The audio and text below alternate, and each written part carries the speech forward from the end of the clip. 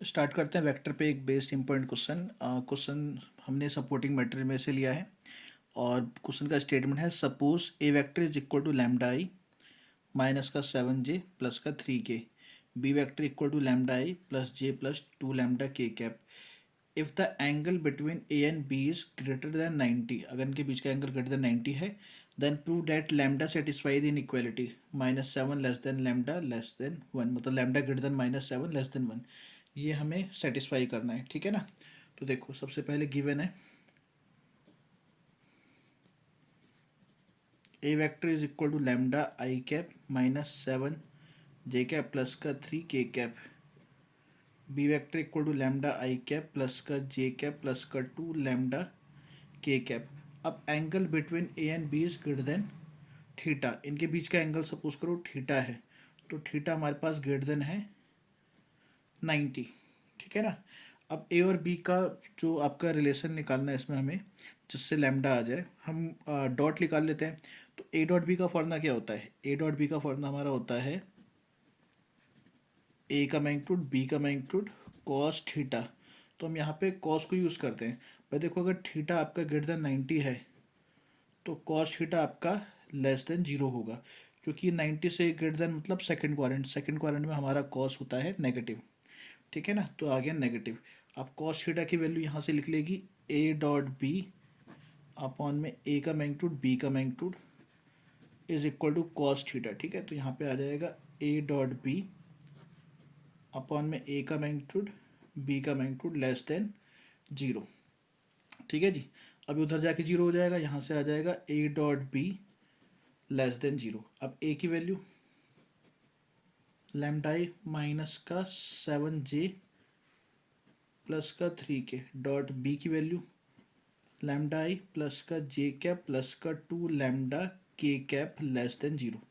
अब इसका डॉट होगा आई वाले की मल्टीप्लाई आई वाले से, मतलब लैम्डा इंटू में लैम्डा, जे वाले की मल्टीप्लाई जे से मतलब -7 इंटू 1, के वाले की मल्टीप्लाई के वाले से मतलब 3 इंटू में 2 लैम्डा लेस देन 0, ठीक है। तो आ गया लैम्डा स्क्वायर -7 प्लस का 6 लैम्डा लेस देन 0, ठीक है जी। अभी हमारी इनइक्वालिटी बन गई लैम्डा स्क्वायर प्लस का 6 लैम्डा -7 लेस देन 0।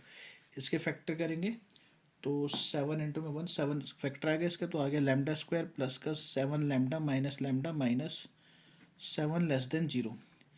लैम्डा को मलूंगा तो आएगा लैम्डा प्लस का 7, -1 को मलूंगा तो आएगा लैम्डा प्लस का 7, ठीक है।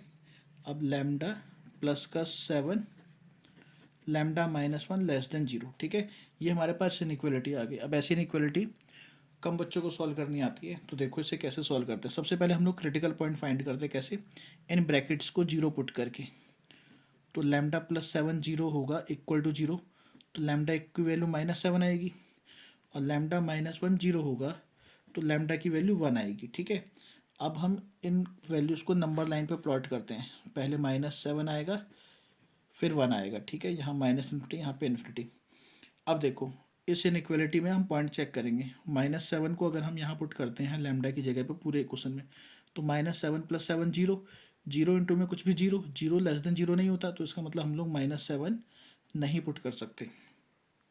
1 पुट करेंगे लैम्डा की जगह पे, तो 1 - 1 0, 1 + 1 8, 8 इंटू में 0 0, तो 0 लेस देन 0 नहीं होता, इसीलिए ये भी नहीं पुट कर सकते। अब -7 से छोटी वैल्यू कोई भी, जैसे कि -8, -8 पुट करेंगे तो आएगा -8 + 7 मतलब -1, -8 -1 -1 मतलब नेगेटिव, तो माइनस माइनस हो गया प्लस, तो यहाँ पे आपके पास इनइक्वालिटी प्लस आएगी। -7 और 1 के बीच की कोई भी वैल्यू, जैसे कि 0, 0 पुट करूँगा तो 0 + 7 7 पॉजिटिव, 0 - 1 -1 नेगेटिव, प्लस इंटू में माइनस माइनस, यहाँ पे माइनस रहेगा।